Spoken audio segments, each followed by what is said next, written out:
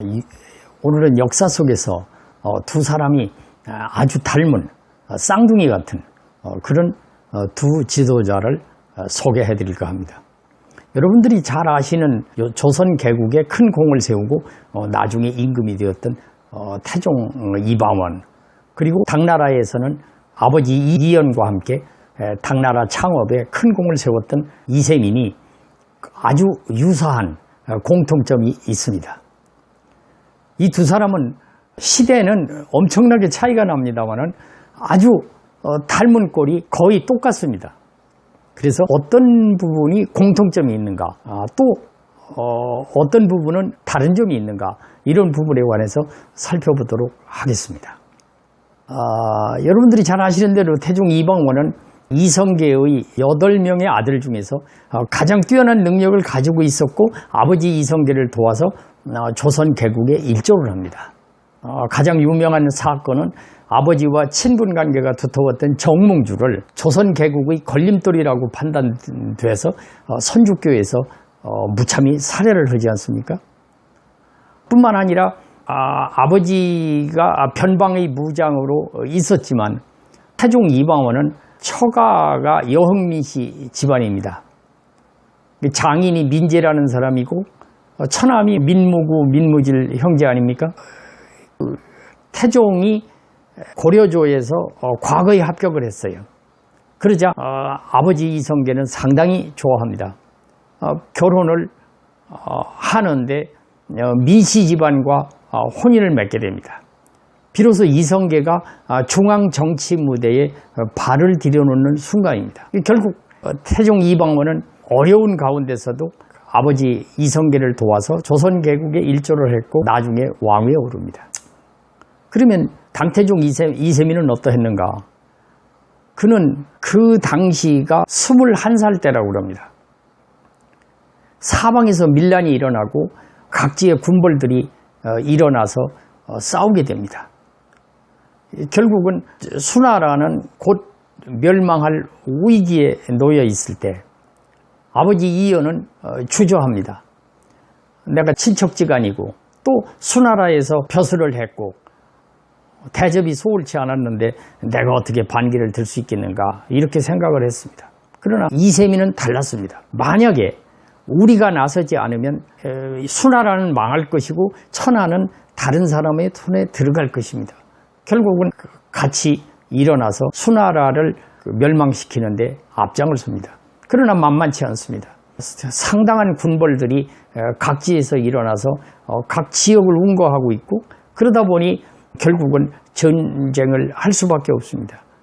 그러니까 수양제의 군대하고 전쟁하는 것보다는 오히려 군벌들하고 전쟁하는 것이 힘이 버거울 정도로 그런 상황이 됐습니다. 그런데 당시 21살이던 이세민은 결국은 그 모든 군벌들을 제압하고 수나라를 멸망시키고 당나라를 창업하는 데 큰 공을 세웠습니다. 태종 이방원과 당태종 이세민은 나라를 창업하는 데 아버지 못지않은 엄청난 공을 세웠다. 이것이 이제 공통점이다, 이렇게 말씀드릴 수가 있습니다. 두 번째 공통점은 두 사람 다 형제간에 엄청난 고륙상쟁을 통해서 등극했다는 것입니다. 아버지가 임금일 때 형제간에 싸움을 해서 결국 정권을 차지했다. 태종 이방원은 이복 동생인 방석 형제를 죽이게 되고, 또 형인 그 방간의 난을 제압을 하는 이런 이 고륙상쟁을 통해서 결국 정권을 차지했다, 이렇게 볼 수가 있고, 이세민 역시 마찬가지입니다.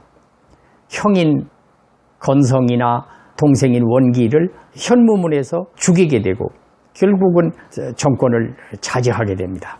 이때 이세민의 부친은 자식들이 그런 고륙상쟁의 현장을 보면서 상심이 돼서 얼마 지나지 않아 황위를 당태종 이세민에게 넘깁니다. 성계도 마찬가지입니다.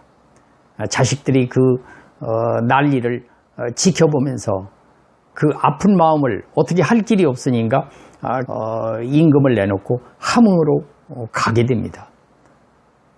그런데 이것을 잘잘못을 따진다면 이성계나 이연이나 모두 잘못했기 때문입니다.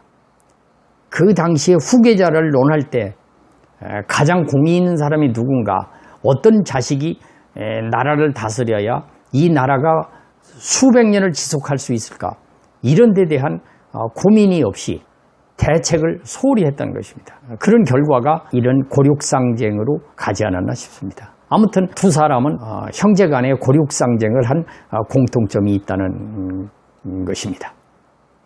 세 번째는 부인들이 남편들 권력 잡는데 일조를 했다는 것입니다. 태종 이방원의 부인은 그는 왕후가 되기 전에 상당한 배심을 가지고 있습니다. 그 배심뿐만 아니라 미리미리 준비하는, 그래서 그 당시에 사병을 혁파해야 된다, 사병을 못 갖게 정도전이 그런 정책을 발표합니다. 그러나 은밀히 사병을 양성을 하고 또 무기를 준비를 하고 이래가지고 거사를 하는데 일조를 했습니다. 아버지 이성계가 몸이 아파서 누워 있어서 그 당시에 태종이 궁궐에 들어가 있었는데 새로운 정보가 있게 됩니다. 학업을 다투는 이런 정보를 얻은 이방원의 부인은 남편에게 은밀히 알려서 이것을 대비를 하고 결과적으로 거사를 성공을 합니다. 방번방석의 형제를 죽일 때도 그렇고 방간의 난을 제압할 때도 마찬가지입니다.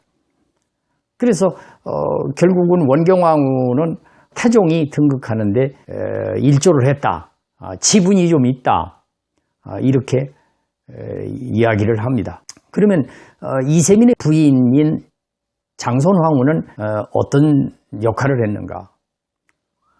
장손왕후는 어려서 부모를 잃고 친척집에 있다가 결혼을 했습니다. 또 아이를 죽기 전까지 7명을 낳기 때문에 아이 낳는 걸로 세월 다 보낼 정도로 그렇게 바쁜 삶을 살았습니다.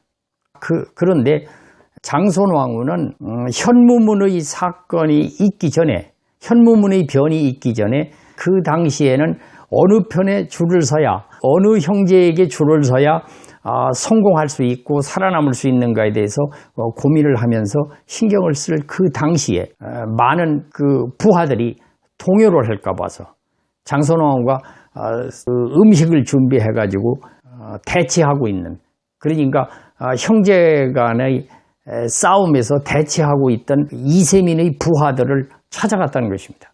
찾아가서 동요하지 않도록 격려를 하고 믿음을 주고 위로를 하고 이렇게 했다는 것입니다. 이세민도 고륙상쟁의 문제를 어떻게 해결할까 하고 고민하고 두려워하고 이럴 때에 장손왕후는 오히려 이세민을 대신해서 현장에 가서 뭔가 그 역할을 했다는 것입니다. 그렇다고 해서 권리를 주장한다든지 자기가 정치에 관여한 일은 전혀 없었다. 따라서 장손왕후는 중국의 역사 속에서 훌륭한 부인으로 기록이 되어 있다고 이렇게 알려져 있습니다. 아무튼 태종 이방원과 당태종 이세민의 부인들은 그 남편들이 등극할 때 역할을 했다, 일조를 했다, 이렇게 알려져 있는 공통점이 있습니다. 그런데 여기서 서로 상이한 점이 있어요. 여기서 다른 점은 무엇이냐? 태종 이방원은 후궁을 11명을 뒀어요. 그러다 보니까 부부 사이가 좋지 않게 됩니다. 서로 화목하지 못하고 불화를 했어요. 그뿐만 아니라 민무구 민무질 형제가 양녕대군하고 좀 가까웠어요. 그럴 것이 양녕대군이 어려서 외가에서 자랐기 때문에 그 외삼촌들하고 상당히 친합니다. 이런 과정에서 태종은 세자에게 양위를 한다고 합니다. 양위를 한다고 하니까 민무구 민무질 형제가 좋아했다, 이런 정보가 태종에게 들어옵니다. 태종은 양위한다는 걸 거두고서 민무구 민무질 형제를 귀양을 보내서 사살을 시킵니다. 또 그뿐만 아니라 그 동생 둘도 비슷한 제목으로 죽게 됩니다. 태종이 등극할 때 일조를 했던 원경왕후는 결과적으로 보면 친정은 몰락을 하게 되고 또 부부 사이는 죽을 때까지 불화를 겪게 됩니다. 그런데 당태종 이세민의 부인 장손왕후는 어떠했는가? 장손왕후는 오빠가 하나 있었어요. 장손묵이라고. 그런데 태종이 어려울 때 목숨을 내놓고 도왔어요. 그러다 보니까 벼슬이 높아져요. 점점 높아집니다. 장손왕후가 남편인 당태종에게 이런 말을 했다고 그럽니다. 우리 오빠는 벼슬을 너무 높여주면 안 됩니다. 왜냐하면 능력이 안 되는 사람을 자꾸 높이면 곤란하니까 벼슬 높여주는 것을 하지 마십시오. 이렇게 이야기를 했어요. 심지어는 36살에 그가 죽을 때 죽기 직전까지 얘기했어요. 그리고 이세민은 후궁을 5명을 뒀는데 장손왕후가 후궁들하고 사이가 좋았어요. 그러다 보니까 가정의 풍파라든지 가정 불화 같은 것은 없었다는 것입니다. 이것이 이방원과 이세민의 다른 점입니다. 아무튼 공통점은 나라를 창업하는데 절대적인 공로를 세웠다 하는 것이 두 사람이 같은 것이고, 그 다음에 고륙상쟁, 형제 간의 고륙상쟁을 통해서 정권을 차지했다. 이것이 두 번째고, 세 번째는 그 부인들이 남편들 등극하는데 일조를 했다. 이런 공통점을 가지고 있습니다. 오늘은 태종 이방원과 당태종 이세민의 공통점과 다른 점을 살펴봤습니다.